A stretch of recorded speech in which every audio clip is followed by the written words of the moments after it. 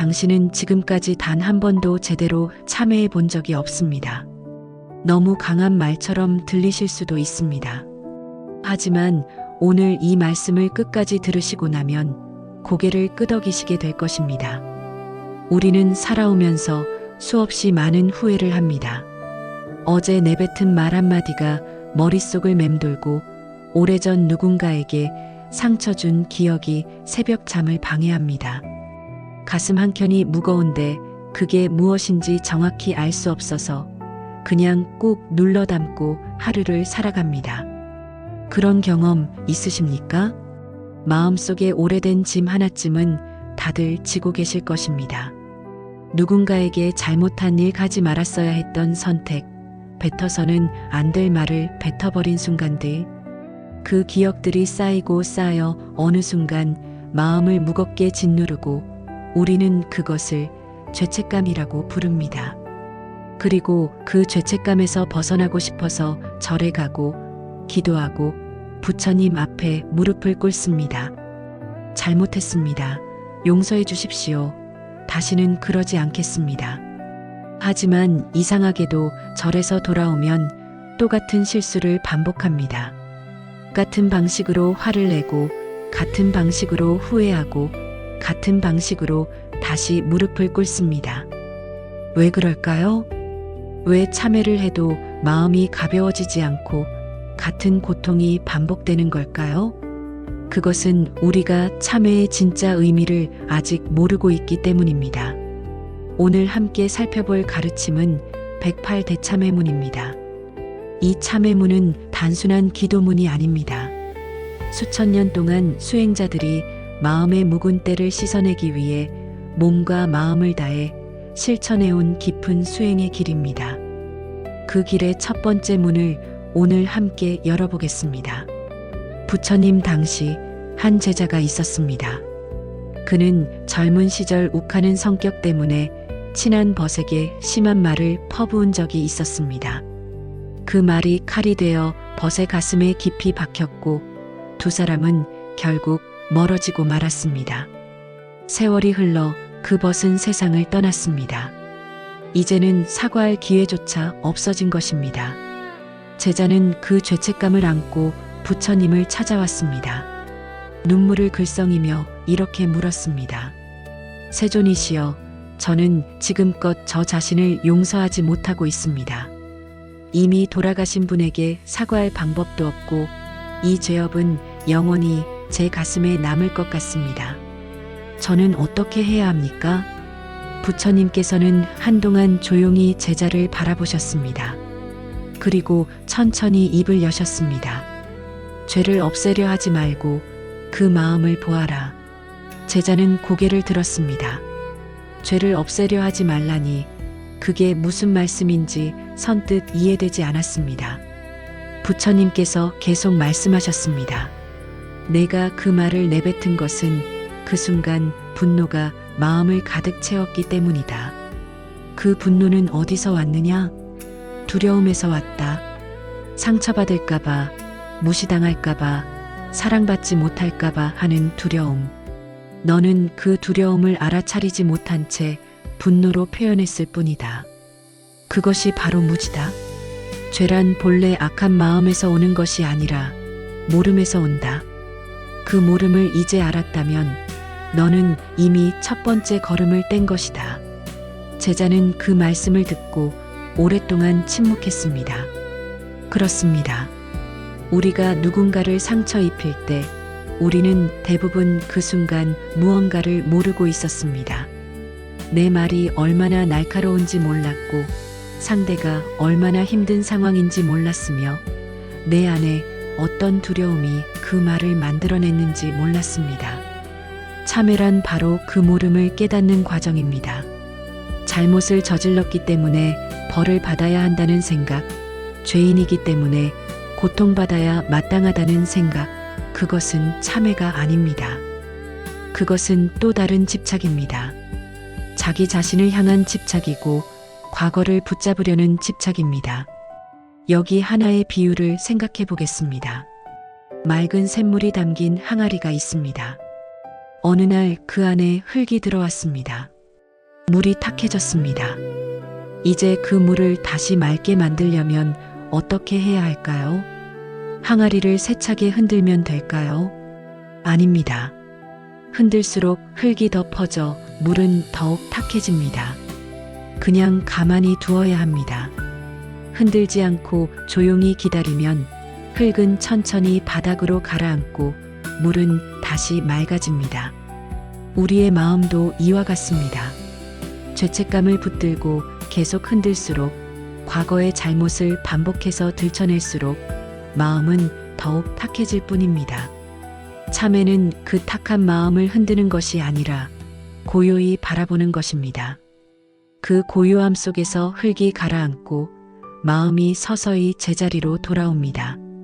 이것을 우리 주변에서 찾아보면 이런 모습입니다. 60대 초반에 한 보살님이 있었습니다.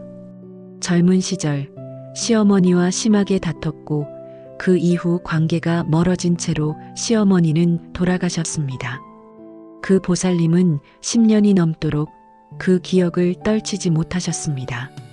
잠자리에 들 때마다 그날의 장면이 떠오르고 명절이 되면 가슴이 먹먹해졌습니다.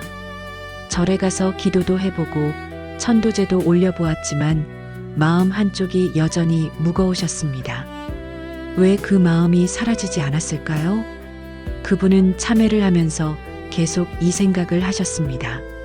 내가 틀렸다. 내가 잘못했다. 나는 나쁜 며느리다. 나는 용서받을 자격이 없다. 그 생각이 마음을 쉼없이 흔들었습니다. 항아리를 흔들고 또 흔든 것입니다. 진짜 참회는 그 생각을 멈추는 것에서 시작됩니다. 그날의 나는 어떤 상황에 있었는가? 어떤 마음으로 그 말을 했는가? 무엇이 두려웠는가?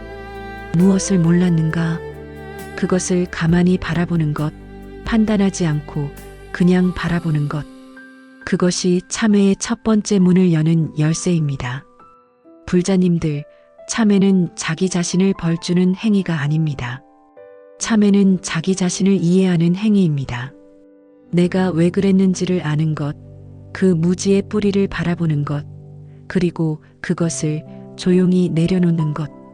그 과정을 통해 마음은 서서히 맑아집니다.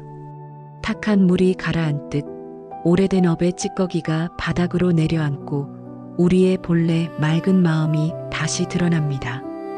부처님께서 그 제자에게 마지막으로 이렇게 말씀하셨습니다.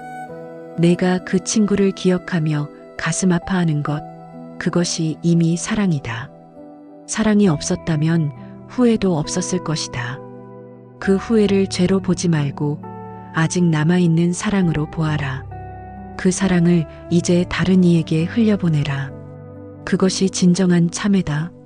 지금 이 순간 마음속에 오래 묵은 짐이 있으신 분들께 여쭙고 싶습니다. 그 짐을 계속 붙들고 계십니까? 아니면 그것을 바라보고 계십니까?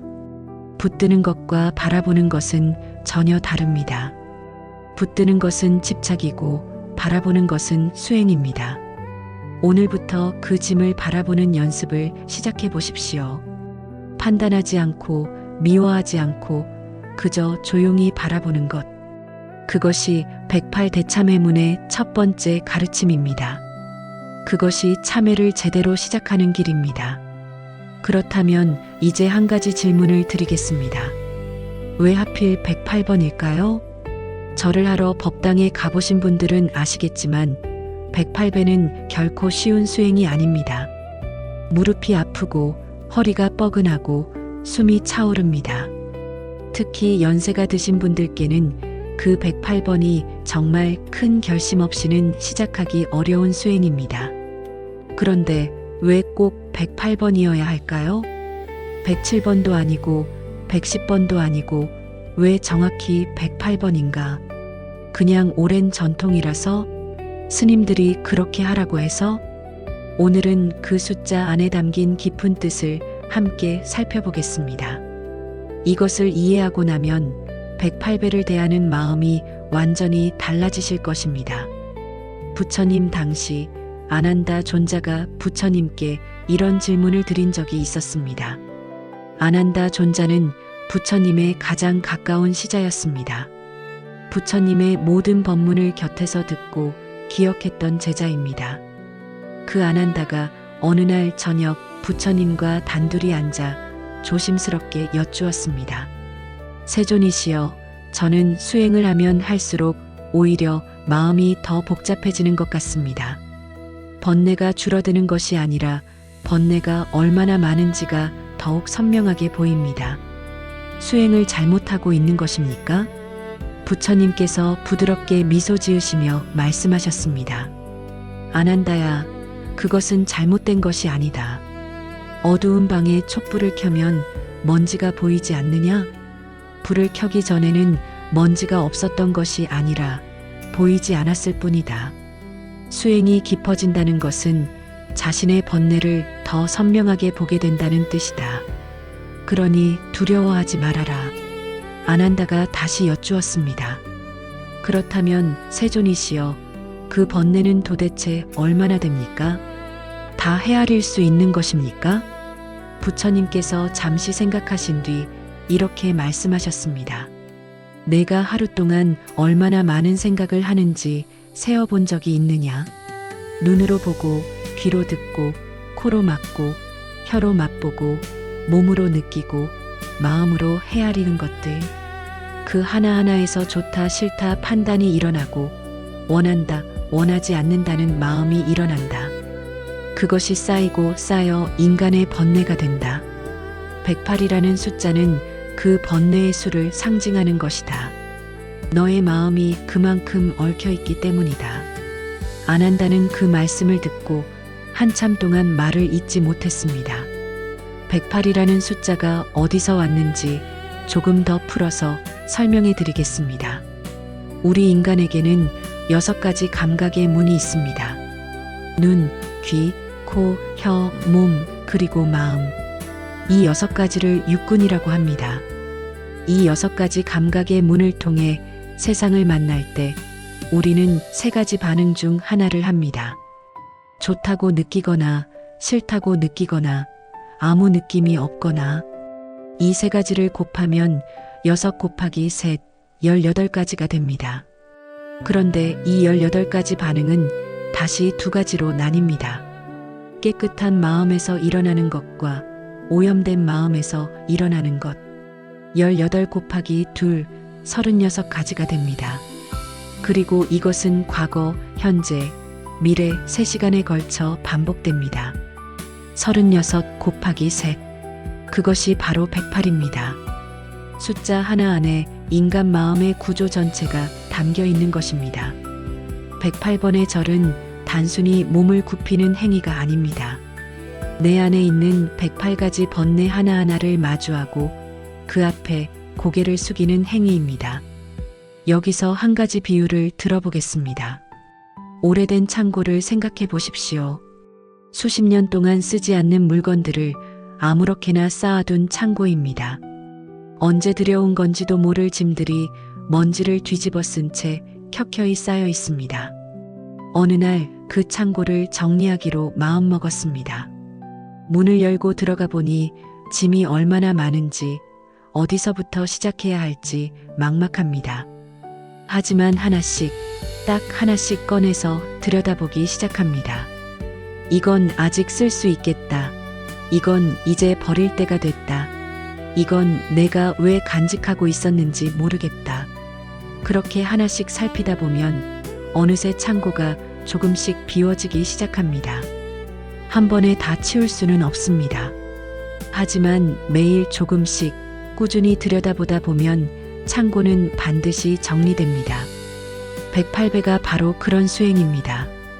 한 번 절할 때마다 마음속 창고에서 짐 하나를 꺼내드는 것입니다.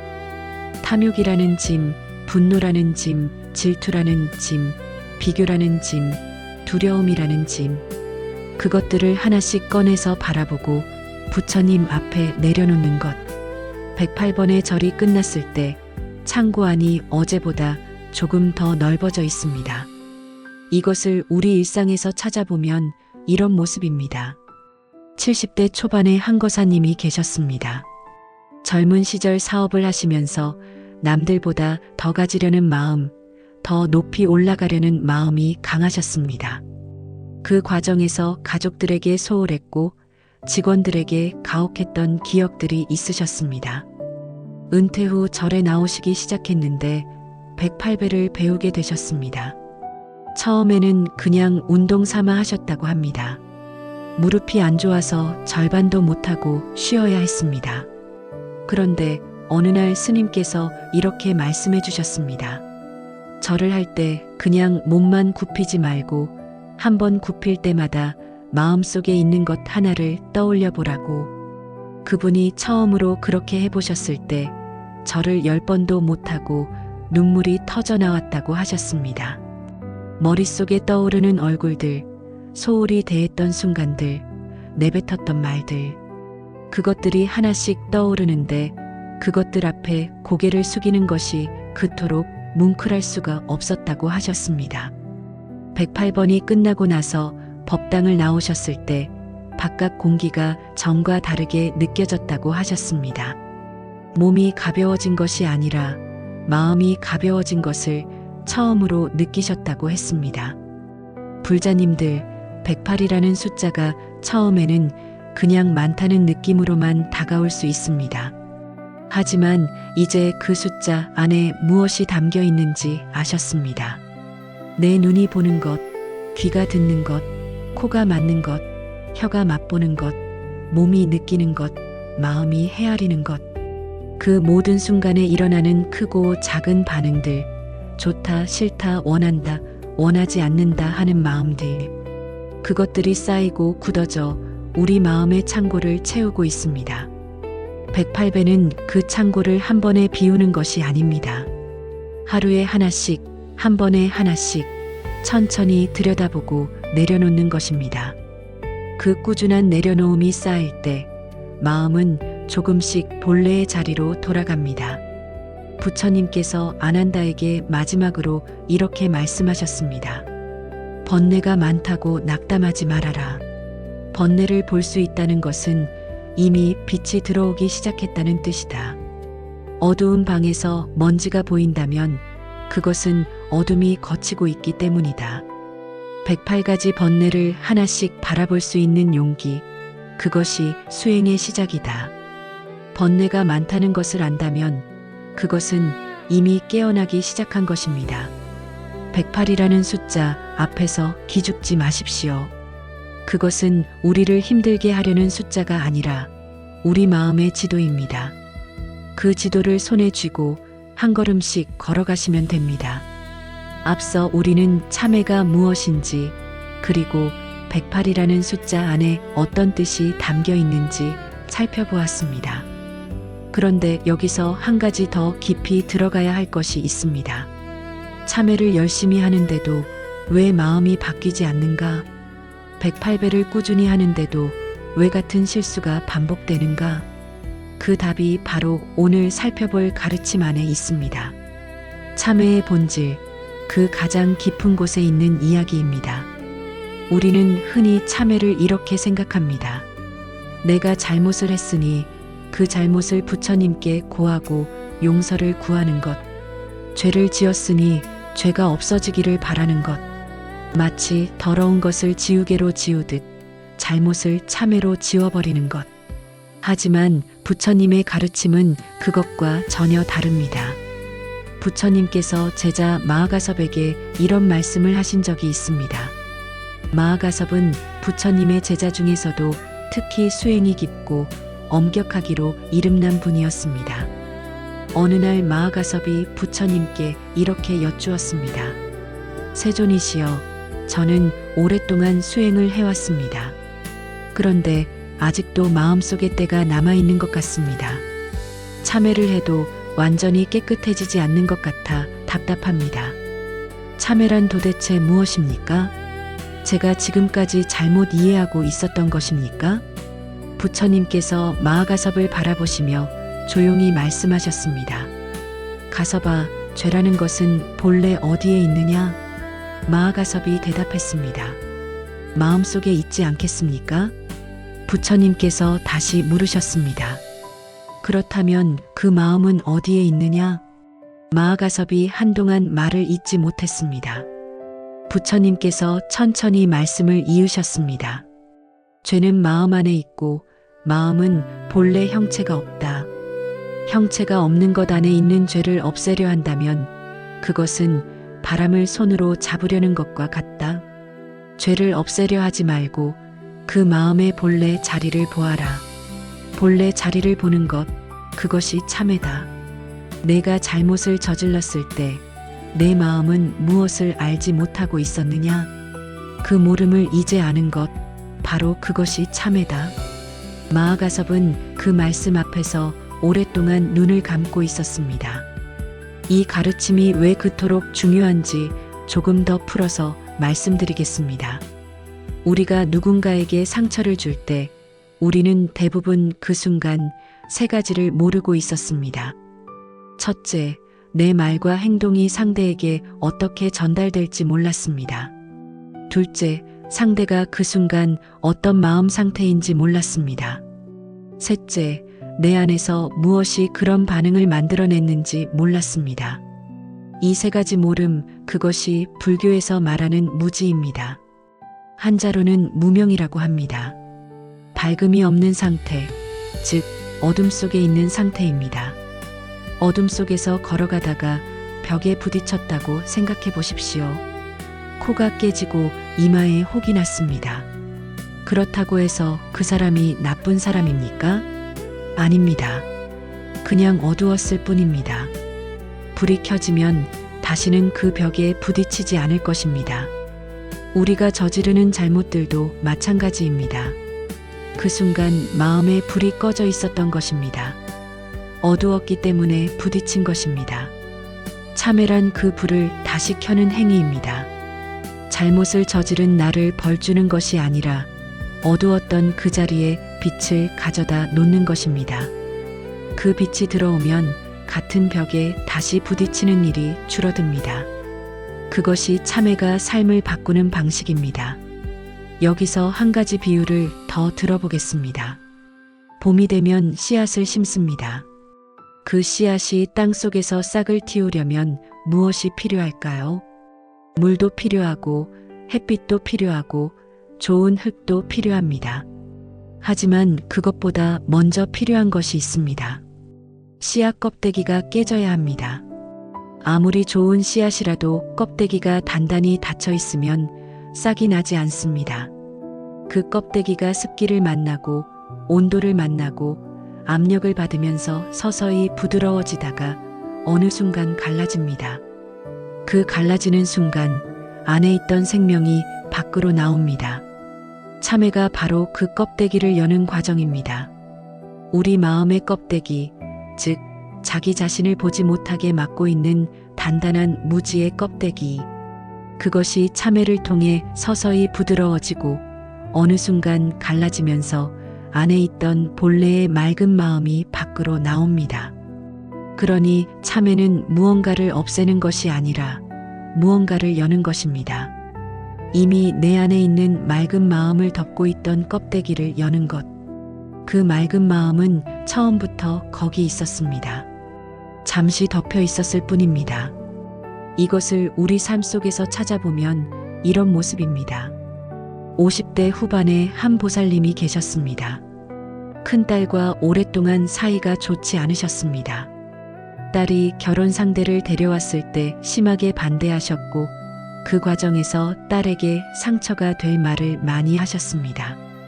결국 딸은 어머니의 반대를 무릅쓰고 결혼했고 그 후 몇 년 동안 왕래가 끊어졌습니다. 그 보살님은 절에 나오셔서 스님께 이런 말씀을 하셨습니다. 내가 잘못한 것인지 딸이 잘못한 것인지 아직도 모르겠다고. 내가 틀렸다고 생각하면서도 한편으로는 내가 왜 그랬는지 딸이 이해해줘야 하는 것 아니냐는 마음도 있다고. 스님께서 이렇게 물으셨습니다. 그 당시 어머니로서 당신이 가장 두려웠던 것이 무엇이었느냐고. 그 보살님이 한참 생각하시다가 조용히 말씀하셨습니다. 딸이 고생할까봐 두려웠다고. 딸이 잘못된 선택을 해서 나중에 후회할까봐 두려웠다고. 그 두려움이 너무 커서 딸의 마음을 보지 못했다고. 바로 그것입니다. 그 순간 그 보살님은 무엇을 몰랐는지 보셨습니다. 딸을 걱정하는 마음이 너무 커서 딸의 선택을 존중해야 한다는 것을 몰랐습니다. 딸도 이미 다 큰 어른이라는 것을 머리로는 알면서도 마음으로는 받아들이지 못하고 있었습니다. 그 모름을 본 순간 그분의 눈에 눈물이 고였습니다. 죄책감 때문이 아니었습니다. 이해 때문이었습니다. 아, 그때 나는 그것을 몰랐구나. 몰랐기 때문에 그랬구나. 그 이해가 마음속에 불을 켠 것입니다. 그 다음 주에 그 보살님은 딸에게 전화를 하셨습니다. 잘못했다는 말보다 먼저 이런 말을 하셨다고 합니다. 엄마가 그때 많이 무서웠나 보다. 내가 고생할까봐 너무 두려웠는데 그러다 보니 내 마음을 못 봤다. 미안하다. 딸이 한참 동안 아무 말도 하지 않았다고 합니다. 그리고 나서 이렇게 말했다고 합니다. 엄마, 그 말 듣고 싶었어.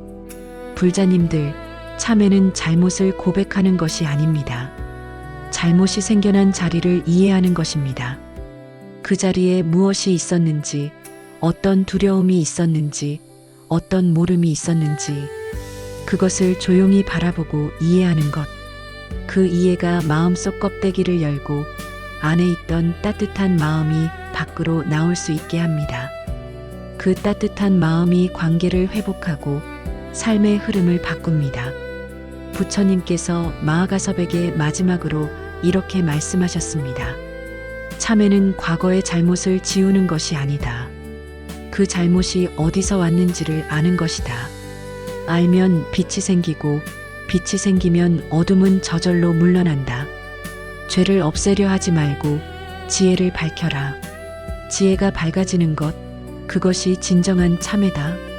지금 이 순간 마음속에 이해되지 않는 잘못이 있으십니까? 왜 내가 그랬는지 스스로도 모르겠는 순간이 있으십니까? 그 모름 앞에 잠시 앉아 보십시오. 판단하지 말고 벌주지 말고 그저 조용히 들여다보십시오. 그 순간 어떤 두려움이 있었는지, 무엇을 원하고 있었는지, 무엇을 알지 못하고 있었는지, 그 들여다봄이 시작될 때 참회는 이미 절반이 된 것입니다. 껍데기가 조금씩 열리고 있는 것입니다. 그 안에서 본래의 맑은 마음이 깨어나기를 기다리고 있습니다.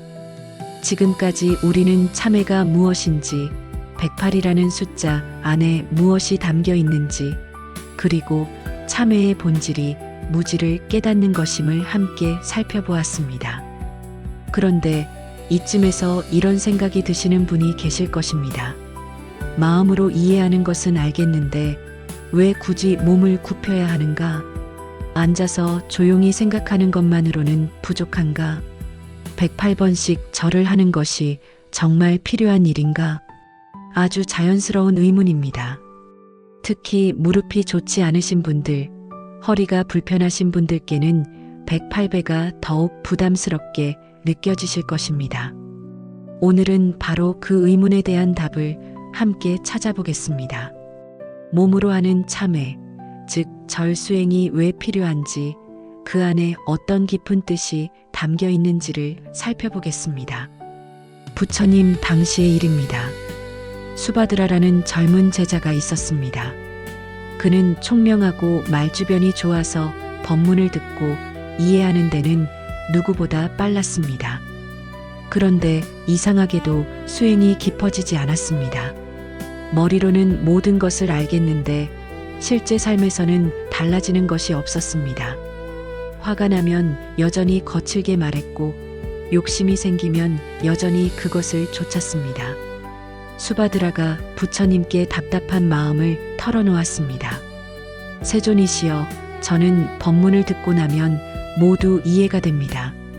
탐욕을 버려야 한다는 것도 알고 분노를 다스려야 한다는 것도 압니다. 그런데 막상 그 순간이 오면 몸이 먼저 반응해버립니다. 마음이 알고 있는 것을 몸이 따르지 않습니다. 어떻게 해야 합니까? 부처님께서 수바드라를 바라보시며 말씀하셨습니다.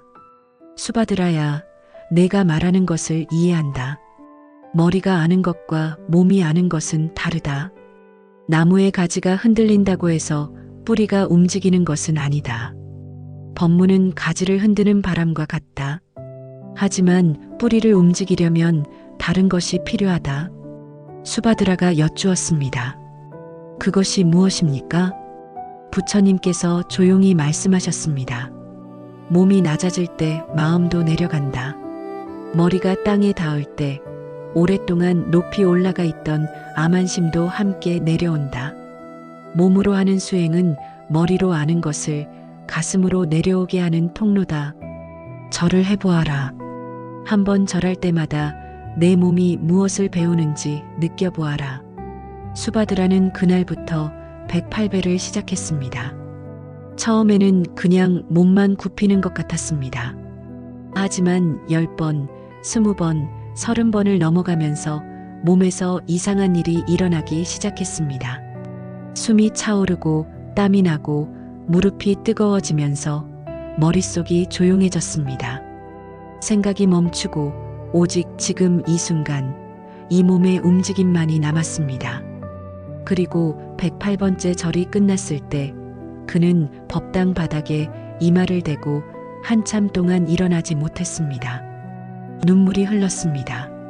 무슨 잘못을 떠올린 것도 아니었습니다. 그냥 마음이 내려앉는 느낌이었습니다.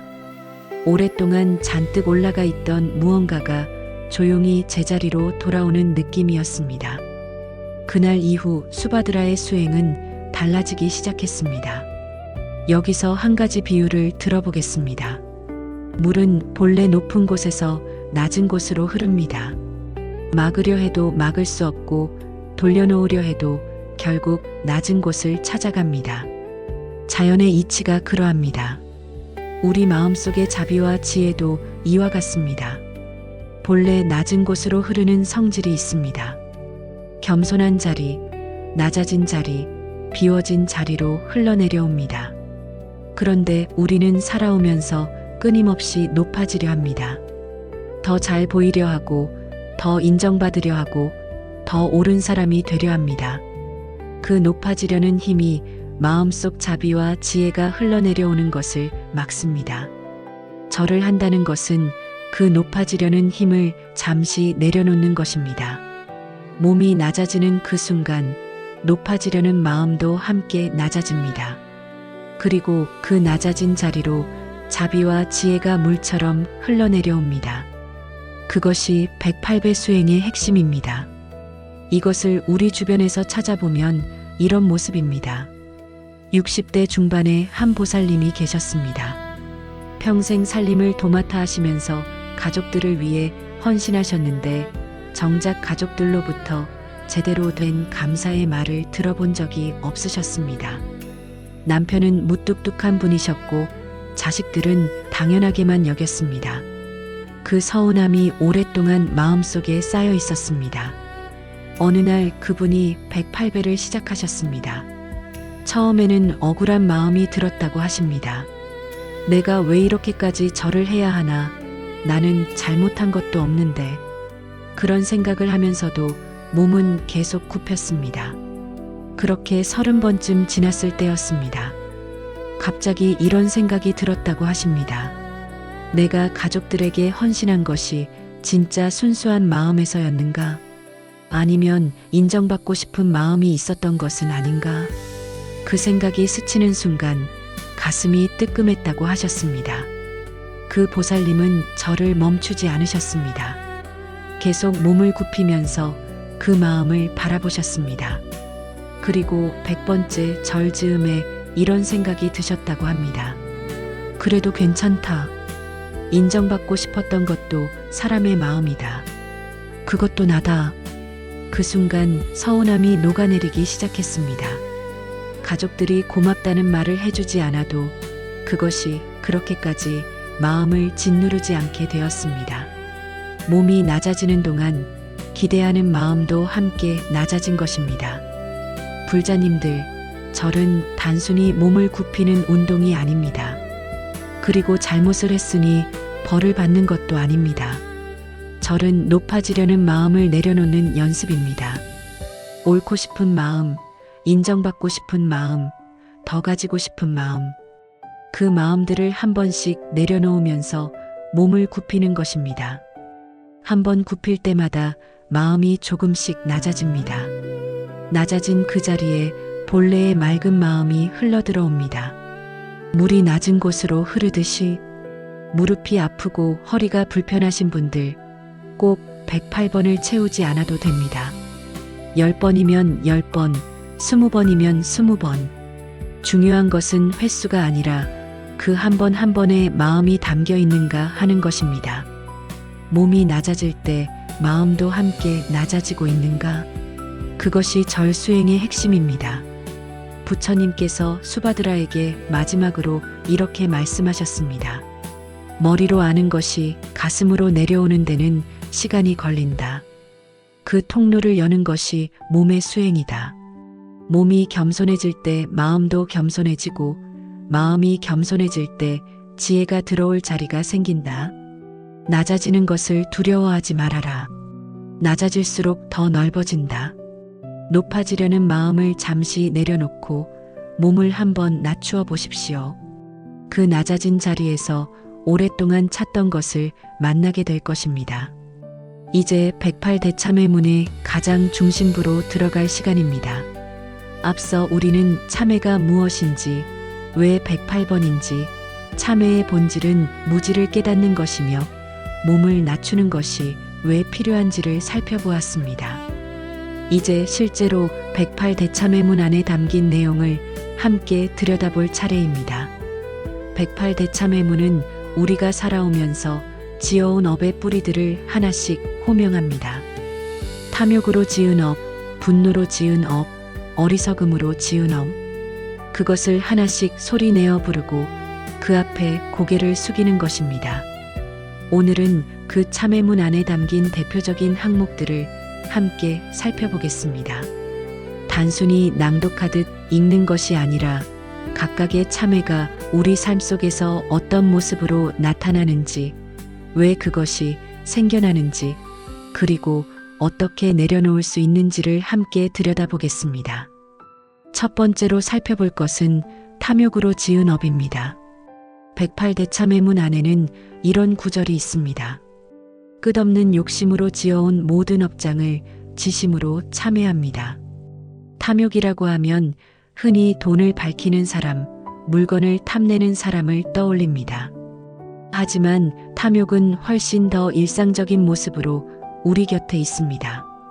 자식이 내 뜻대로 살기를 바라는 마음도 탐욕입니다. 남편이, 아내가 내가 원하는 방식으로 나를 대해주기를 바라는 마음도 탐욕입니다. 더 인정받고 싶은 마음, 더 사랑받고 싶은 마음, 더 편안하고 싶은 마음. 이 모든 것이 탐욕의 다른 이름들입니다.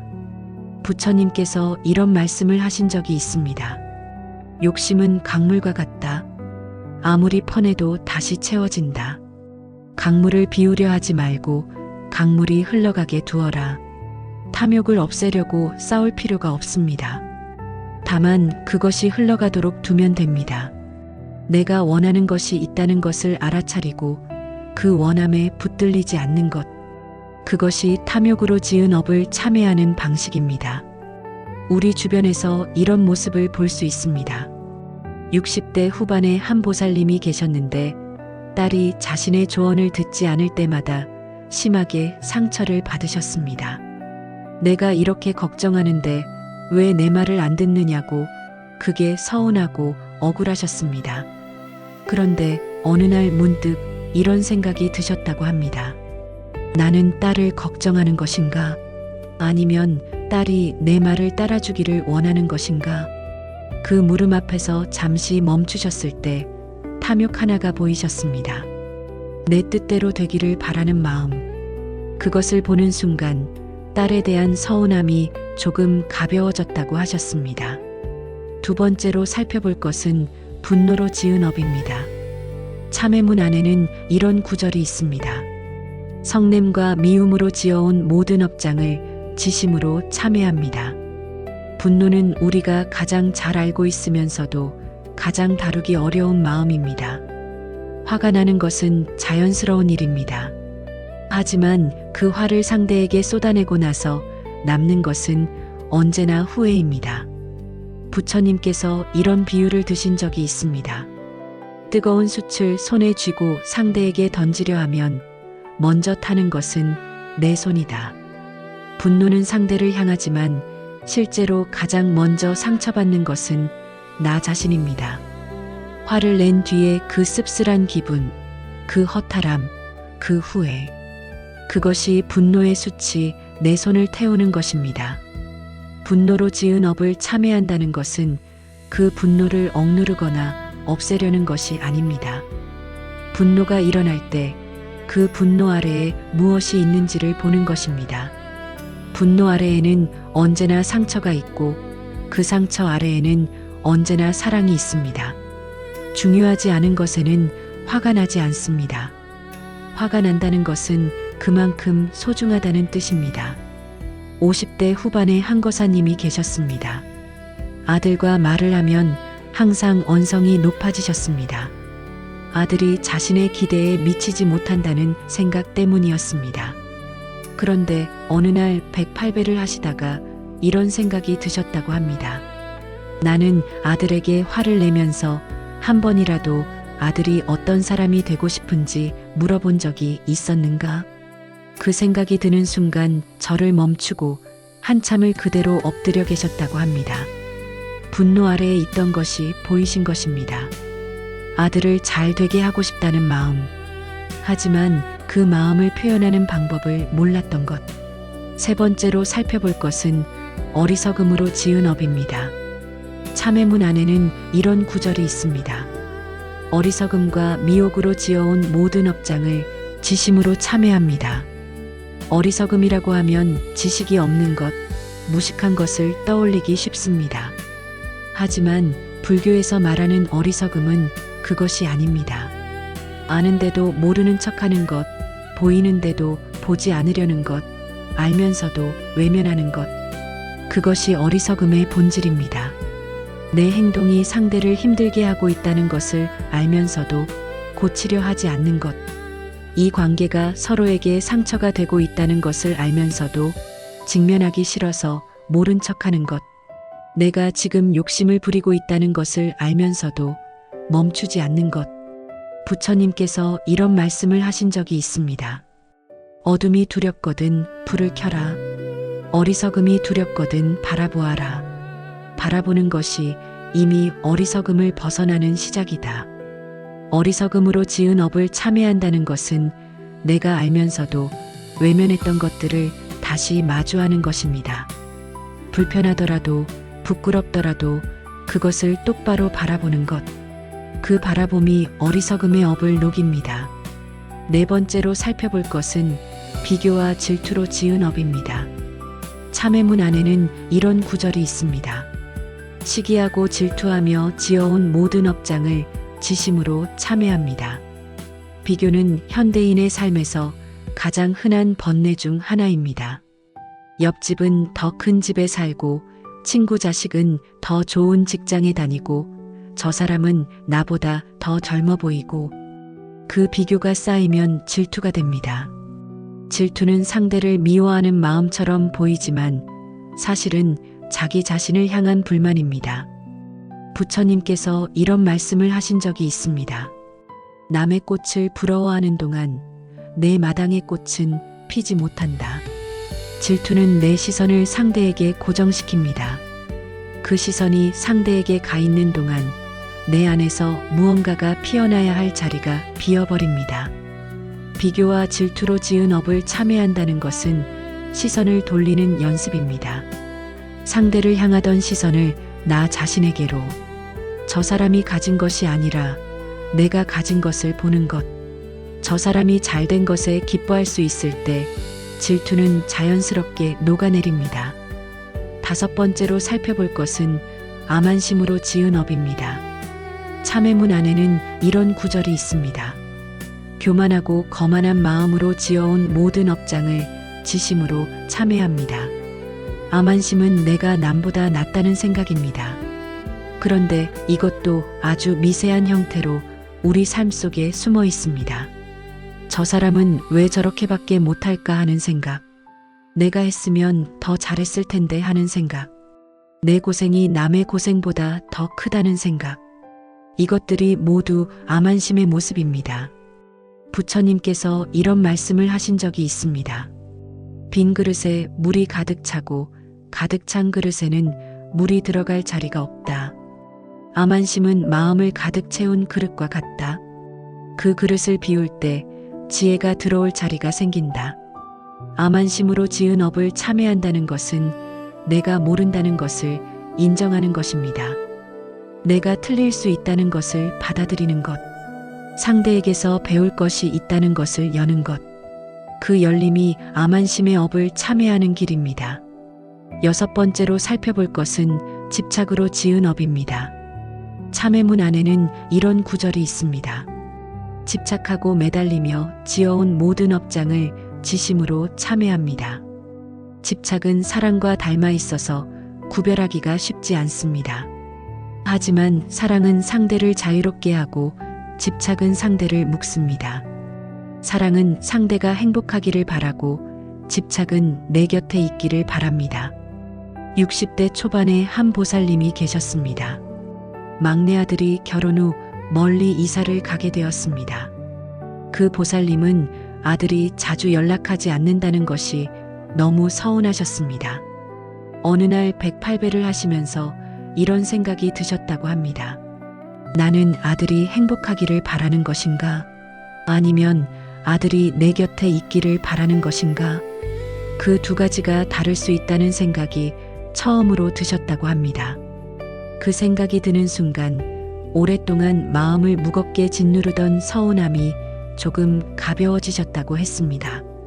집착으로 지은 업을 참회한다는 것은 손을 살짝 여는 것입니다. 꽉 쥐고 있던 것을 완전히 놓는 것이 아니라 다만 조금 여는 것. 그 조금 열린 틈으로 바람이 들어오고 그 바람이 마음을 시원하게 합니다. 7번째로 살펴볼 것은 말로 지은 업입니다. 참회문 안에는 이런 구절이 있습니다.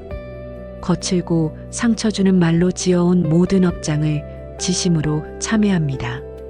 말로 지은 업은 우리가 가장 많이, 가장 자주 짓는 업입니다. 한번 뱉은 말은 주워 담을 수 없습니다. 그리고 말은 생각보다 오래, 생각보다 깊이 상대의 마음에 남습니다. 부처님께서 이런 말씀을 하신 적이 있습니다.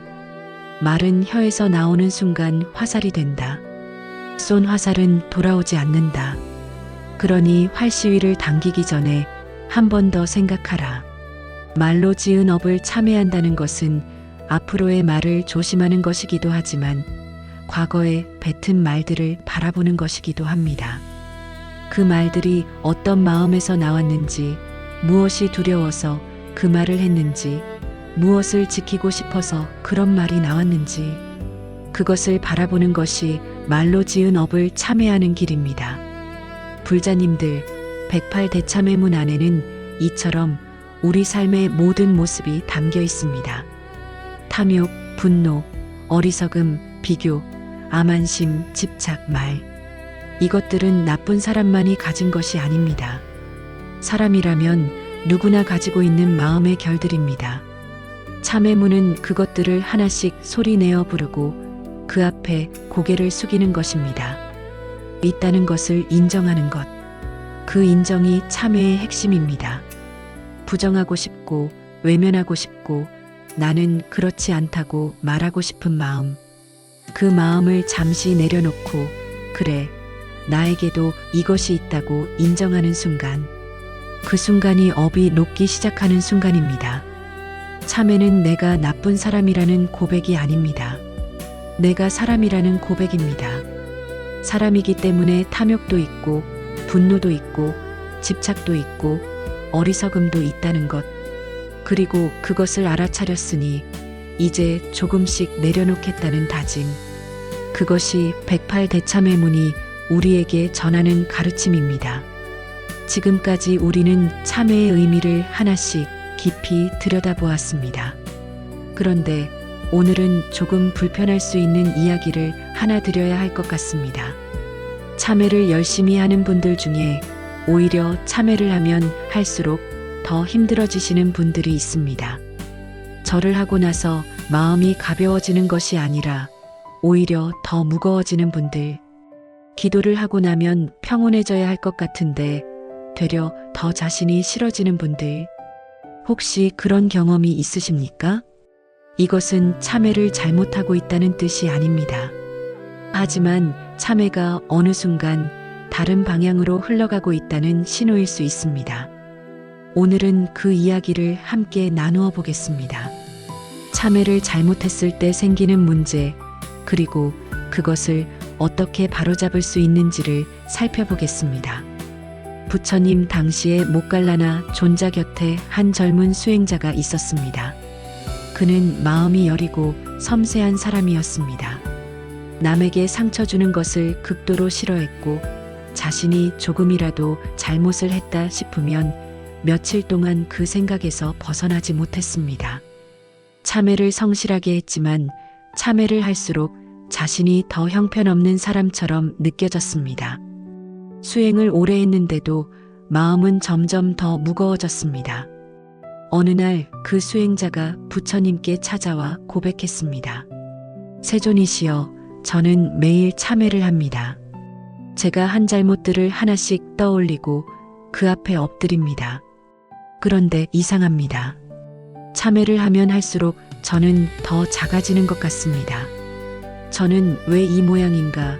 저는 왜 이렇게밖에 못하는가? 이런 생각이 멈추지 않습니다. 수행을 잘못하고 있는 것입니까? 부처님께서 그 수행자를 한동안 바라보셨습니다. 그리고 조용히 물으셨습니다. 내가 참회를 할 때 무엇을 향해 절을 하고 있느냐? 수행자가 대답했습니다. 제 잘못을 향해 절을 하고 있습니다. 그 잘못 하나하나를 떠올리며 고개를 숙입니다. 부처님께서 말씀하셨습니다. 그것이 문제다. 참회는 잘못을 향해 하는 것이 아니라 본래의 맑은 마음을 향해 하는 것이다. 잘못을 향해 절을 하면 절을 할수록 잘못이 커진다. 마치 상처를 자꾸 들여다볼수록 상처가 더 아픈 것처럼 본래의 맑은 마음을 향해 절을 하면 절을 할수록 그 맑음이 커진다. 내가 지금 하고 있는 것은 참회가 아니라 자기 자신을 향한 집착이다. 수행자는 그 말씀을 듣고 한참 동안 아무 말도 하지 못했습니다. 자기 자신을 향한 집착, 그 말이 마음속 깊이 박혔습니다. 이것이 바로 잘못된 참회의 핵심입니다. 참회처럼 보이지만 참회가 아닌 것이 있습니다. 바로 자기 비난입니다. 자기 비난과 참회는 겉으로 보면 비슷해 보입니다. 둘 다 자신의 잘못을 들여다보는 행위입니다. 하지만 그 방향이 전혀 다릅니다. 참회는 잘못을 바라보고 내려놓습니다. 자기 비난은 잘못을 바라보고 붙잡습니다. 참회는 나는 그때 이것을 몰랐구나 하고 이해합니다. 자기 비난은 나는 왜 이렇게 형편없는가 하고 단죄합니다. 참회는 그 잘못이 어디서 왔는지를 봅니다. 자기 비난은 그 잘못이 얼마나 큰지를 봅니다.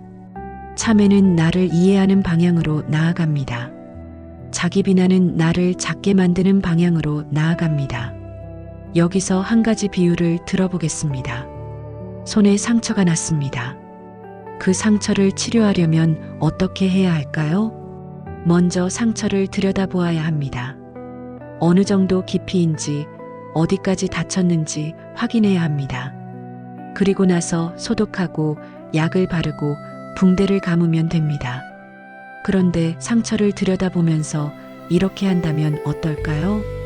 왜 나는 이런 상처가 났을까? 내가 조심하지 못해서 그렇지. 나는 왜 이렇게 조심성이 없을까? 나는 정말 못났다. 그러면서 상처 위에 계속 소금을 뿌립니다. 상처를 치료하는 것이 아니라 상처를 더 깊게 만드는 것입니다. 자기 비난이 바로 그것입니다. 상처 위에 소금을 뿌리는 행위입니다. 상처를 없애려 하는 것이 아니라 상처를 계속 자극하는 것입니다. 그렇게 하면 상처는 낫지 않습니다. 오히려 덧납니다. 참회는 상처를 바라보되 소금을 뿌리지 않는 것입니다. 조용히 들여다보고 소독하고 약을 바르는 것입니다. 그리고 나서 붕대를 감고 기다리는 것입니다. 시간이 지나면 상처는 아뭅니다. 이것을 우리 삶에서 찾아보면 이런 모습입니다. 70대 초반에 한 보살님이 계셨습니다. 젊은 시절 가정 형편이 어려워서 자녀들에게 넉넉하게 해주지 못하셨습니다. 먹고 싶은 것 먹이지 못하고 입고 싶은 것 입히지 못했던 기억들. 자녀들이 다 자라 잘 살고 있는데도 그 기억들이 마음속에서 사라지지 않았습니다. 그분은 절에 나오셔서 기도할 때마다 그 기억들을 떠올리셨습니다. 내가 왜 그때 더 잘해주지 못했을까?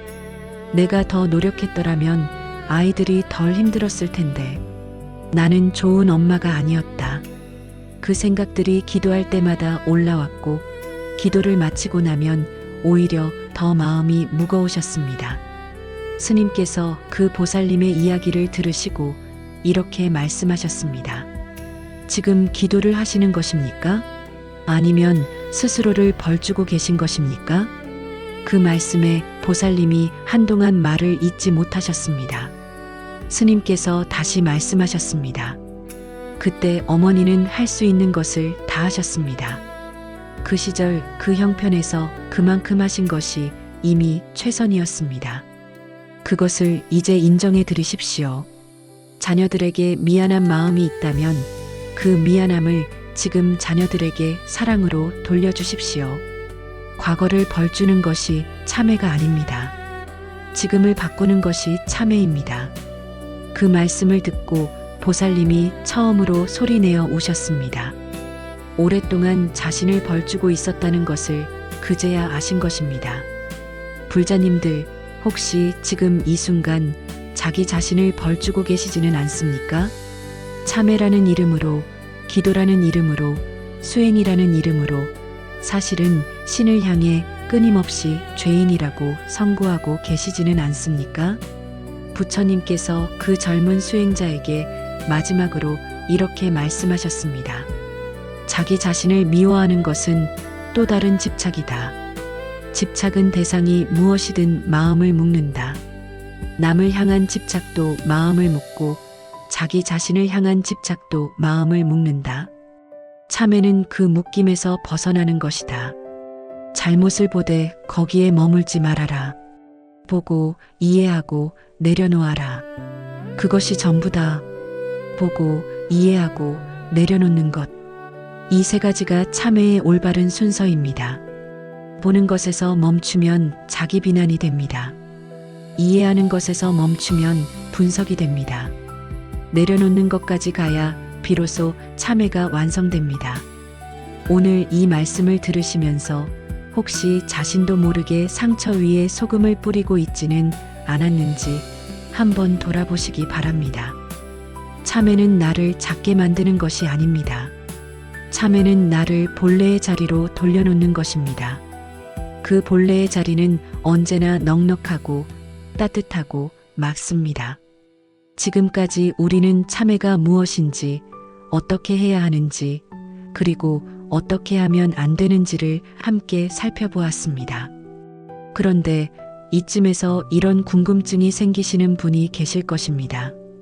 참회를 제대로 하면 실제로 삶이 달라지는가? 마음이 달라지는 것은 알겠는데 눈에 보이는 변화가 정말 일어나는가? 관계가 달라지고 살아가는 방식이 달라지고 매일 마주하는 일상이 달라지는가? 오늘은 그 이야기를 해드리겠습니다. 참회를 통해 인생이 바뀌는 순간 그것이 어떤 모습으로 찾아오는지를 함께 살펴보겠습니다. 먼저 한 가지 중요한 것을 말씀드려야 합니다. 참회는 과거를 바꾸지 않습니다. 이미 일어난 일은 바꿀 수 없습니다. 뱉은 말은 돌아오지 않고 지나간 시간은 되돌아오지 않습니다. 그런데도 참회가 인생을 바꾼다고 하는 것은 참회가 과거가 아니라 현재를 바꾸기 때문입니다. 과거의 나는 바꿀 수 없습니다. 하지만 지금 이 순간의 나는 바꿀 수 있습니다. 그리고 지금 이 순간이 쌓여 내일이 되고 내일이 쌓여 내 삶이 됩니다. 참회는 바로 그 지금 이 순간을 바꾸는 힘입니다. 부처님 당시에 앙골리말라라는 사람이 있었습니다. 그는 젊은 시절 큰 죄를 지은 사람이었습니다. 많은 사람들이 그를 두려워했고 그를 용서할 수 없다고 생각했습니다. 그런 그가 부처님을 만나 출가를 하게 되었습니다. 하지만 출가 후에도 앙골리말라는 과거의 기억에서 벗어나지 못했습니다.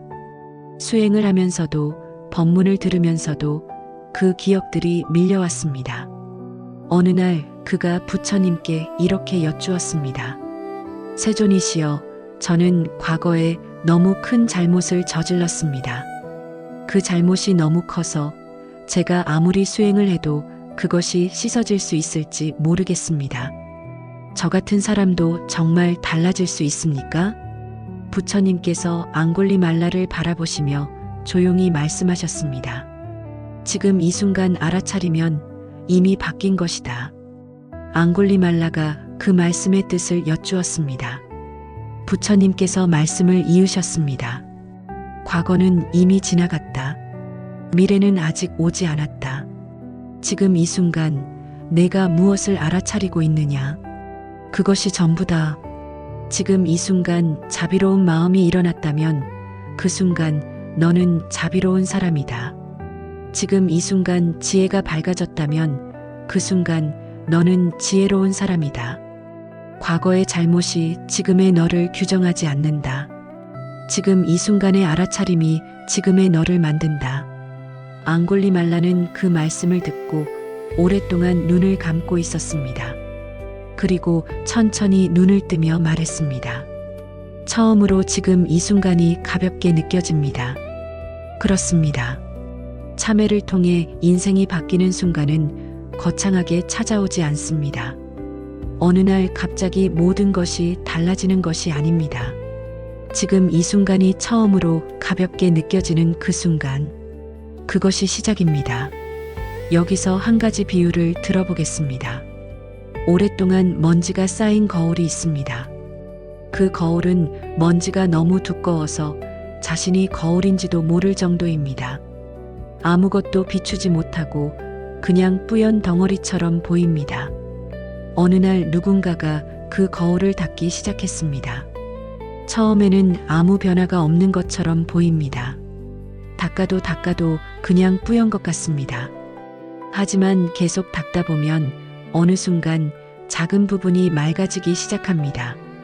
그 작은 맑은 부분에 빛이 반사됩니다. 그 빛을 보는 순간 여기가 거울이었구나 하고 알게 됩니다. 그때부터는 닦는 속도가 빨라집니다. 맑아진 부분이 보이니까 더 닦고 싶어집니다. 그렇게 조금씩 맑아지다가 어느 날 거울 전체가 환하게 빛납니다. 참회를 통해 마음이 바뀌는 것도 이와 같습니다. 처음에는 아무 변화가 없는 것 같습니다. 108배를 해도 그냥 힘들기만 하고 기도를 해도 달라지는 것이 없는 것 같습니다. 하지만 어느 순간 아주 작은 변화가 찾아옵니다. 전에는 그냥 화를 냈을 텐데 오늘은 화가 나기 직전에 잠깐 멈추게 됩니다. 전에는 그냥 지나쳤을 텐데 오늘은 옆 사람의 표정이 눈에 들어옵니다. 전에는 당연하게 여겼을 텐데 오늘은 아침 햇살이 고맙게 느껴집니다. 그 작은 변화가 거울의 맑은 부분입니다. 그것을 발견하는 순간 참회는 더욱 깊어집니다. 이것을 우리 삶 속에서 찾아보면 이런 모습입니다. 60대 후반에 한 보살님이 계셨습니다. 남편과 수십 년을 함께 살아오셨는데 관계가 늘 불편하셨습니다. 남편이 무뚝뚝하고 표현이 없어서 항상 서운하고 외로우셨습니다. 말을 해도 제대로 들어주지 않는다는 느낌, 같은 공간에 있어도 혼자인 것 같은 느낌, 그것이 수십 년째 이어져 오고 있었습니다. 그 보살님이 108배를 시작하신 지 2달쯤 되었을 때의 일입니다. 어느 날 저녁 남편이 조용히 부엌에 들어와서는 아무 말 없이 설거지를 하기 시작했습니다. 예전 같았으면 그냥 당연하게 여기거나 왜 진작 안 했냐는 생각을 하셨을 것입니다. 그런데 그날은 달랐습니다. 남편의 뒷모습을 바라보는데 이런 생각이 드셨다고 합니다. 저 사람도 나름대로 표현을 하고 있었구나. 말로 하지 않았을 뿐이지 이런 방식으로 마음을 전하고 있었구나. 그 생각이 드는 순간 수십 년간 쌓였던 서운함이 조금 다르게 보이기 시작했습니다. 남편이 차가운 사람이 아니라 표현 방식이 달랐던 것이었습니다. 내가 원하는 방식으로 표현하지 않았다고 해서 마음이 없었던 것은 아니었습니다. 그 보살님이 그날 저녁 처음으로 남편에게 이렇게 말씀하셨다고 합니다. 고마워요. 남편이 깜짝 놀라서 뒤를 돌아보았다고 합니다. 그리고 한참 있다가 어색하게 웃었다고 합니다. 그 어색한 웃음 하나가 수십 년간 굳어있던 무언가를 조금 녹였습니다. 이것이 참회를 통해 인생이 바뀌는 순간입니다. 거창한 사건이 아닙니다. 남편의 뒷모습이 달리 보이는 그 순간, 고마워요 라는 말 한마디가 나오는 그 순간, 그것이 변화입니다. 또 다른 이야기를 드리겠습니다. 50대 중반의 한거사님이 계셨습니다. 직장 생활을 하시면서 아랫사람들에게 엄격하기로 유명하셨습니다. 본인도 그게 옳다고 생각하셨습니다. 엄격해야 일이 제대로 된다. 감정을 보이면 약해 보인다. 그런 생각을 오랫동안 갖고 계셨습니다. 그런데 108배를 시작하신 후 어느 날 젊은 직원 하나가 실수를 크게 했습니다. 예전 같았으면 그 자리에서 강하게 혼을 내셨을 것입니다. 그런데 그날은 뭔가 달랐습니다. 혼을 내려고 입을 여는 순간 그 직원의 얼굴이 눈에 들어왔습니다. 이미 잔뜩 움츠러들어 있는 얼굴, 혼나기 전부터 이미 충분히 자신을 자책하고 있는 얼굴. 그 거사님이 잠시 멈추셨습니다. 그리고 예전과 다른 말이 나왔습니다. 많이 당황했겠다. 어디서부터 잘못됐는지 같이 한번 보자. 그 직원이 눈을 들어 거사님을 바라보았습니다.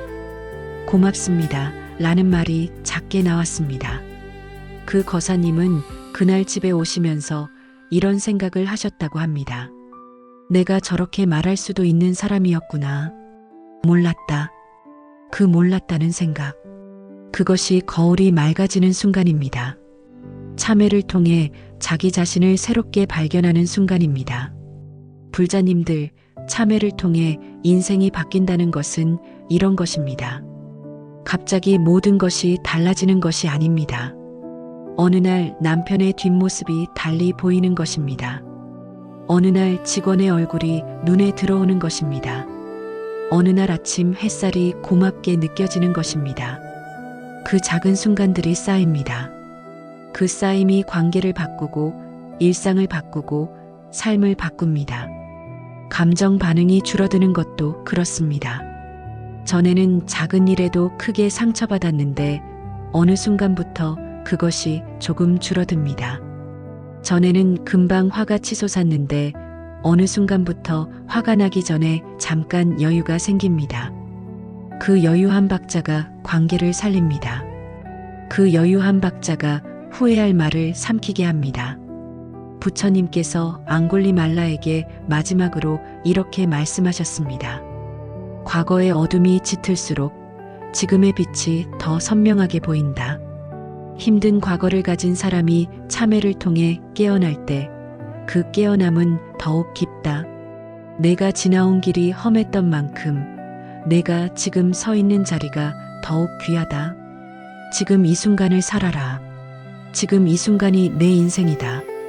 지금 이 순간 마음속에 오래된 짐이 있으십니까? 그 짐 때문에 지금의 삶이 무겁게 느껴지십니까? 그 짐을 한 번에 다 내려놓으려 하지 않아도 됩니다.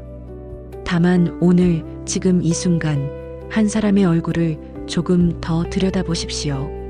한 사람의 말을 조금 더 귀 기울여 들어보십시오. 그것이 참회가 삶 속으로 걸어 들어오는 방식입니다. 거울이 맑아지는 것은 한 번에 일어나지 않습니다. 하지만 닦으면 반드시 맑아집니다. 지금 이 순간 닦고 있다면 이미 맑아지고 있는 것입니다. 지금까지 우리는 긴 여정을 함께 걸어왔습니다. 참회가 무엇인지, 108이라는 숫자 안에 무엇이 담겨 있는지, 참회의 본질은 무지를 깨닫는 것이며 몸으로 하는 수행이 왜 필요한지 108대 참회문 안에 담긴 번뇌들을 하나씩 살펴보았고, 잘못된 참회가 어떤 모습인지, 그리고 참회를 통해 삶이 실제로 어떻게 달라지는지를 함께 나누었습니다. 이제 마지막으로 드릴 이야기가 있습니다. 꼭 절에 가야만 참회할 수 있는 것인가? 꼭 108배를 해야만 참회가 되는 것인가? 몸이 불편하거나 시간이 없거나 절에 가기 어려운 상황에서는 참회를 할 수 없는 것인가? 오늘은 그 물음에 답을 드리겠습니다. 현대를 살아가는 우리에게 맞는 참회의 실천법, 일상 속에서 할 수 있는 구체적인 방법들을 함께 살펴보겠습니다. 부처님 당시에 비사카라는 여인이 있었습니다. 그녀는 제가 신자였습니다. 출가하지 않고 세상 속에서 살아가는 평범한 사람이었습니다. 가정을 돌보고 아이들을 키우고 살림을 하면서 바쁜 일상을 보내고 있었습니다. 어느 날 비사카가 부처님께 이렇게 여쭈었습니다. 세존이시여, 저는 출가 수행자들처럼 긴 시간을 내어 수행하기가 어렵습니다. 아침에 눈을 뜨면 해야 할 일이 쌓여 있고 저녁에는 몸이 지쳐서 앉아 있기도 힘듭니다. 이런 저도 참회 수행을 할 수 있습니까? 어떻게 하면 됩니까? 부처님께서 비사카를 바라보시며 따뜻하게 웃으셨습니다. 그리고 말씀하셨습니다. 비사카야, 수행은 특별한 자리에서만 일어나는 것이 아니다. 내가 밥을 짓는 그 자리가 수행의 자리이고 아이를 돌보는 그 자리가 수행의 자리이며 장을 보러 걸어가는 그 길이 수행의 길이다. 중요한 것은 무엇을 하느냐가 아니라 어떤 마음으로 하느냐이다. 지금 이 순간을 알아차리는 것, 그것이 가장 깊은 수행이다. 비사카가 다시 여쭈었습니다. 그렇다면 참회는 어떻게 해야 합니까? 절에 가지 않아도 됩니까? 부처님께서 말씀하셨습니다. 참회는 장소가 아니라 마음에서 일어난다. 오늘 하루 어떤 마음으로 살았는지 돌아보는 것, 그것이 참회의 시작이다. 거창한 의식이 없어도, 긴 시간이 없어도 하루의 끝에 잠깐 앉아 오늘을 바라보는 것만으로도 충분하다. 그 말씀이 비사카의 삶을 바꾸었습니다. 자, 그렇다면 구체적으로 어떻게 하면 좋을지 함께 살펴보겠습니다. 첫 번째 실천법은 하루 한 가지 감정 돌아보기입니다. 하루를 마치고 잠자리에 들기 전 딱 5분만 시간을 내어 보십시오. 오늘 하루 동안 가장 강하게 느꼈던 감정 하나를 떠올립니다. 기쁨이었든 화였든 서운함이었든 불안이었든 상관없습니다. 그 감정 하나를 조용히 꺼내어 바라봅니다. 그 감정이 언제 일어났는지, 어떤 상황에서 일어났는지, 그 감정 아래에 무엇이 있었는지 판단하지 않습니다. 좋은 감정이라거나 나쁜 감정이라거나 하는 평가를 내리지 않습니다. 그냥 조용히 바라봅니다. 이것이 하루에 한 번 마음속 창고 문을 여는 것입니다. 매일 조금씩 열다 보면 창고 안의 공기가 달라집니다. 묵은 냄새가 빠져나가고 신선한 바람이 들어옵니다. 두 번째 실천법은 잘못을 인정하되 붙잡지 않는 것입니다. 오늘 누군가에게 상처 주는 말을 했습니다. 오늘 화를 참지 못하고 감정적으로 반응했습니다. 오늘 해야 할 일을 미루고 게으름을 피웠습니다. 그것을 인정합니다. 그래, 오늘 나는 그랬다. 그리고 거기서 멈춥니다. 나는 왜 이러는가? 나는 정말 못난 사람이다. 이런 생각으로 이어지지 않도록 합니다. 인정하는 것과 붙잡는 것은 다릅니다. 인정은 한 발짝 물러서서 바라보는 것이고 붙잡는 것은 그 안으로 들어가 헤어나오지 못하는 것입니다. 인정하고 나서 조용히 이렇게 말해 보십시오. 오늘 그랬다. 내일은 조금 다르게 해보겠다. 그것으로 충분합니다. 그 짧은 말 한마디가 하루를 마무리하는 참회입니다. 세 번째 실천법은 반복되는 패턴 관찰하기입니다. 우리에게는 저마다 반복되는 패턴이 있습니다. 비슷한 상황에서 비슷하게 화를 내거나 비슷한 방식으로 상처받거나 비슷한 실수를 반복하거나 그 패턴이 보이기 시작하면 수행이 깊어지고 있는 것입니다. 한 달에 한 번쯤 조용히 앉아서 이런 질문을 해보십시오. 이번 달에 나는 어떤 상황에서 가장 힘들었는가? 그 힘든 상황들 사이에 공통점이 있는가? 그 공통점이 나에게 무엇을 말해주고 있는가? 이것은 자기 자신을 분석하는 것이 아닙니다. 자기 자신을 이해하는 것입니다. 분석은 머리로 하는 것이고 이해는 가슴으로 하는 것입니다. 머리가 아니라 가슴으로 자신의 패턴을 바라볼 때 그 패턴은 서서히 바뀌기 시작합니다. 60대 초반에 한 보살님이 계셨습니다. 며느리와의 관계가 늘 불편하셨습니다. 이유를 찾아보니 며느리가 자신에게 먼저 연락하지 않을 때마다 서운함이 올라왔습니다. 그 서운함이 쌓이면 말 한마디가 날카로워졌고 그것이 또 관계를 멀어지게 했습니다. 그 패턴이 보이고 나서 그 보살님은 이런 생각을 하셨습니다. 나는 먼저 연락받기를 기다리는 사람이었구나. 그 기다림이 서운함이 되었구나. 그렇다면 내가 먼저 연락하면 어떨까? 그 생각 하나가 관계를 바꾸었습니다. 패턴을 발견하는 것만으로도 이미 변화가 시작된 것입니다. 네 번째 실천법은 호흡과 함께 내려놓기입니다. 이것은 아주 간단하지만 아주 강력한 수행입니다. 화가 나거나 불안하거나 마음이 무거울 때 한번 해보십시오. 잠깐 멈춥니다. 숨을 천천히 들이쉽니다. 그리고 내쉬면서 속으로 이렇게 말합니다. 내려놓는다. 들이쉴 때 지금 이 순간을 받아들이고 내쉴 때 붙잡고 있던 것을 내려놓는 것입니다. 이것을 3번만 반복해도 마음이 조금 달라집니다. 이것은 특별한 장소가 필요 없습니다. 버스 안에서도 부엌에서도 누군가와 대화하다가 잠깐 멈추는 그 순간에도 할 수 있습니다. 하루에 몇 번이고 할 수 있습니다.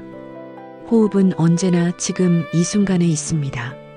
과거의 호흡도 없고 미래의 호흡도 없습니다. 지금 이 숨만이 있습니다. 그 숨에 마음을 얻는 것이 가장 단순하고 가장 깊은 수행입니다. 부처님께서 비사카에게 이런 말씀을 하신 적이 있습니다. 숨을 알아차리는 자는 지금 이 순간을 사는 자다. 지금 이 순간을 사는 자는 이미 깨어 있는 것이다. 5번째 실천법은 타인에게 미안함을 표현하는 것입니다. 참회는 마음속에서만 일어나는 것이 아닙니다. 관계 속에서 완성됩니다. 마음으로 참회했다면 그것이 말과 행동으로 흘러나올 때 참회가 온전해집니다. 오늘 상처를 준 사람이 있다면 미안하다고 말해 보십시오. 오래전 서운하게 했던 사람이 있다면 안부를 전해 보십시오. 직접 말하기 어렵다면 마음속으로라도 그 사람을 향해 이렇게 말해 보십시오. 미안합니다. 잘 지내기를 바랍니다. 이 말이 반드시 상대에게 전달되어야 하는 것은 아닙니다. 이 말을 내 안에서 만들어내는 그 과정 자체가 수행입니다. 미안함을 인정하는 것, 상대의 안녕을 바라는 것, 그것이 마음을 열어줍니다. 70대 초반에 한거사님이 계셨습니다.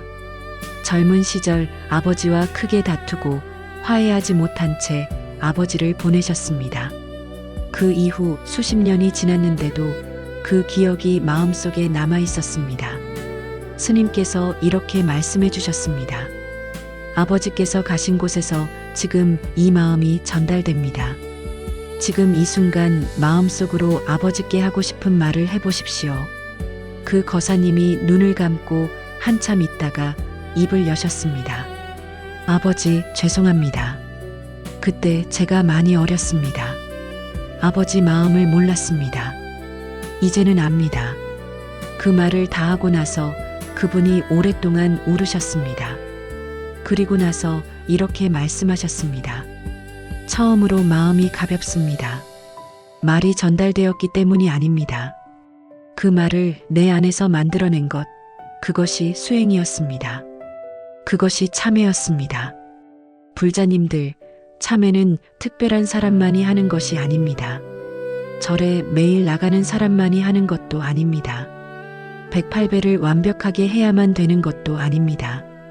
하루의 끝에 잠깐 오늘을 돌아보는 것, 잘못을 인정하되 거기에 머물지 않는 것, 반복되는 나의 패턴을 이해하는 것, 숨을 내쉬면서 붙잡고 있던 것을 내려놓는 것, 상처 준 사람에게 미안함을 표현하는 것, 이 5가지가 일상 속 참회의 길입니다. 거창하지 않아도 됩니다. 완벽하지 않아도 됩니다. 매일 조금씩 꾸준히 하는 것이 가장 깊은 수행입니다. 부처님께서 비사카에게 마지막으로 이렇게 말씀하셨습니다. 수행은 산속에 있지 않다.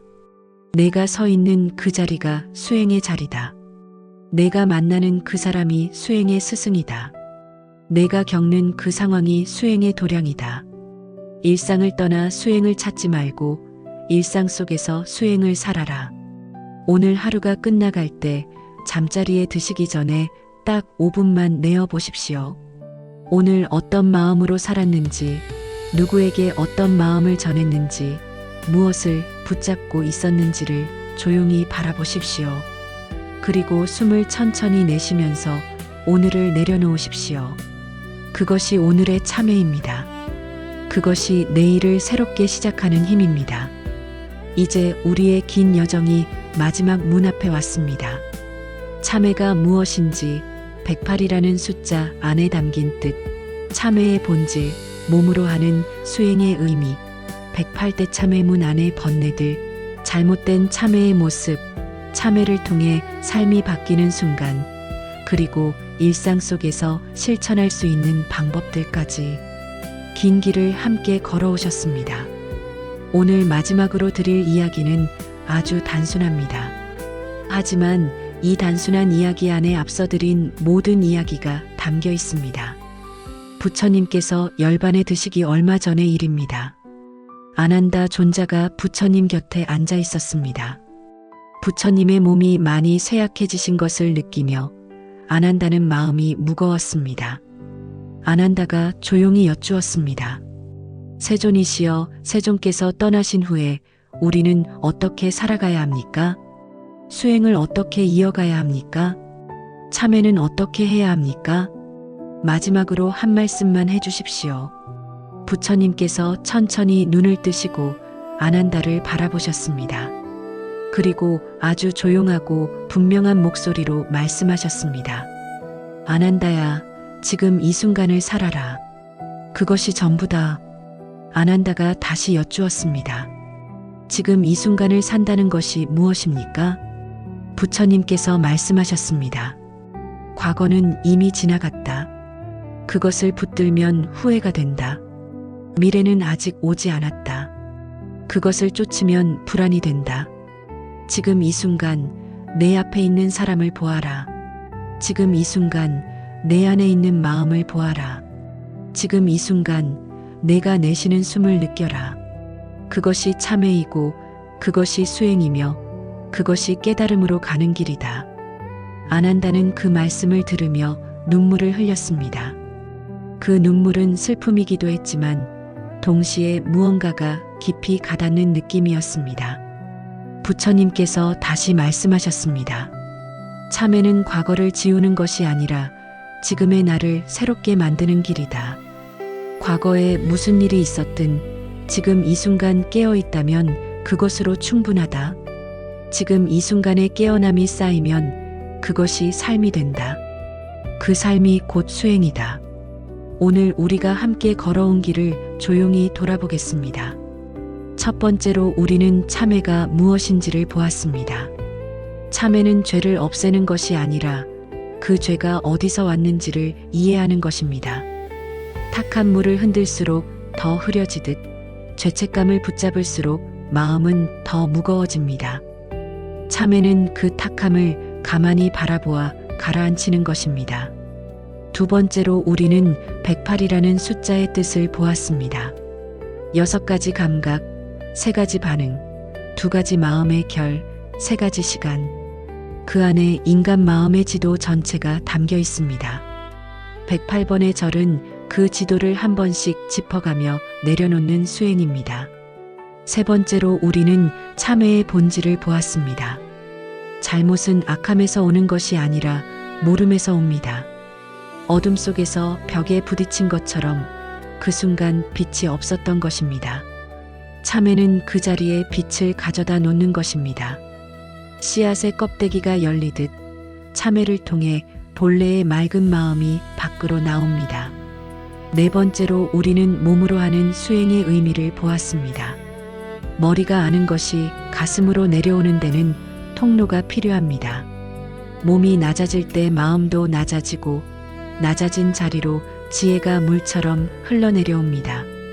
절은 높아지려는 마음을 내려놓는 연습입니다. 5번째로 우리는 108 대참회문 안의 번뇌들을 하나씩 들여다보았습니다. 탐욕, 분노, 어리석음, 비교, 암한심, 집착, 말로 지은 어. 이것들은 나쁜 사람만이 가진 것이 아닙니다. 사람이라면 누구나 가지고 있는 마음의 결들입니다. 그것을 인정하는 것이 참회의 시작입니다. 6번째로 우리는 잘못된 참회의 모습을 보았습니다. 자기 비난은 참회가 아닙니다. 상처 위에 소금을 뿌리는 것은 치료가 아닙니다. 보고, 이해하고, 내려놓는 것. 이 3가지가 참회의 올바른 순서입니다. 7번째로 우리는 참회를 통해 삶이 바뀌는 순간을 보았습니다. 그것은 거창하게 찾아오지 않습니다. 남편의 뒷모습이 달리 보이는 순간, 직원의 얼굴이 눈에 들어오는 순간, 그 작은 순간들이 쌓여 관계를 바꾸고 삶을 바꿉니다. 8번째로 우리는 일상 속 실천법을 살펴보았습니다.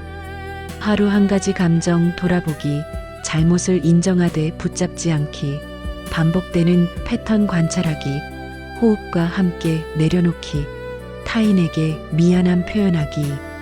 이 5가지가 일상 속 참회의 길입니다. 이 모든 것이 결국 하나의 말로 모아집니다.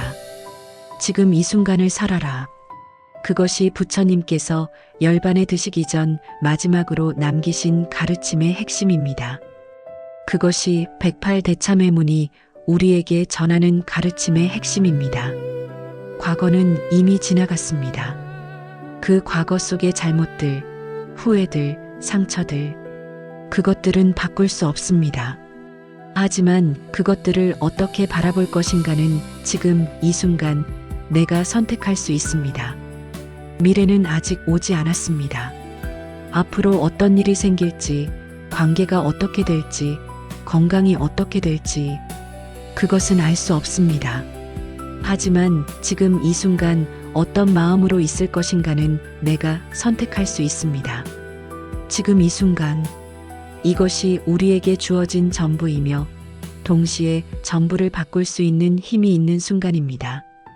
여기서 마지막 비유를 들어보겠습니다. 봄이 되면 강물이 불어납니다. 겨우내 얼어있던 것들이 녹아 강으로 흘러들어오기 때문입니다. 강물은 탁해집니다. 흙도 섞이고 나뭇잎도 섞이고 겨울 내내 쌓였던 것들이 한꺼번에 흘러내려옵니다. 하지만 강물은 멈추지 않습니다. 탁하든 맑든 강물은 계속 흐릅니다. 흐르면서 조금씩 맑아집니다. 넓은 곳에 이르면 더 맑아지고 햇빛을 받으면 더 맑아집니다. 그리고 마침내 바다에 이릅니다.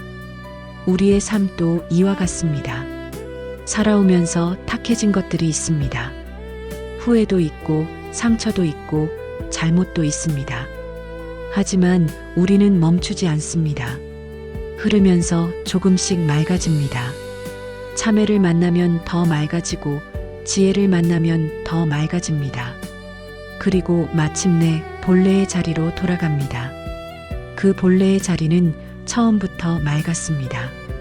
우리의 본래 마음은 처음부터 맑고 따뜻하고 넉넉했습니다. 다만 잠시 탁해졌을 뿐입니다. 참회는 그 본래의 맑음으로 돌아가는 길입니다. 불자님들, 오늘 이 긴 여정을 끝까지 함께 해주셔서 진심으로 감사드립니다. 108대 참회문은 우리에게 이렇게 말합니다. 당신은 본래 맑은 사람입니다. 잠시 먼지가 앉았을 뿐입니다. 그 먼지를 조용히 닦아내십시오. 그러면 본래의 빛이 다시 드러납니다. 지금 이 순간 마음속에 오래된 짐이 있으신 분들께 말씀드립니다. 그 짐을 혼자 지고 가지 않으셔도 됩니다. 부처님의 가르침 앞에 그 짐을 내려놓으십시오. 내려놓는다고 해서 과거가 지워지는 것이 아닙니다. 다만 그 짐이 지금의 나를 더 이상 무겁게 하지 않게 됩니다. 지금 이 순간 깨어 있으십시오. 지금 이 순간 앞에 있는 사람을 바라보십시오. 지금 이 순간 내쉬는 숨을 느끼십시오. 그것이 참회입니다. 그것이 수행입니다. 그것이 우리가 이 삶에서 할 수 있는 가장 깊고 가장 아름다운 일입니다. 부처님의 자비로운 빛이 오늘 이 자리에 함께하신 모든 분들의 마음을 환하게 비추기를 바랍니다. 오래된 업의 짐이 가벼워지고 본래의 맑은 마음이 다시 빛나기를 두 손 모아 발언합니다. 나무석가모니불, 나무석가모니불, 나무석가모니불. 오늘 영상이 마음에 와닿으셨다면 좋아요를 눌러주시고 이 가르침이 필요한 분들께 공유해 주십시오.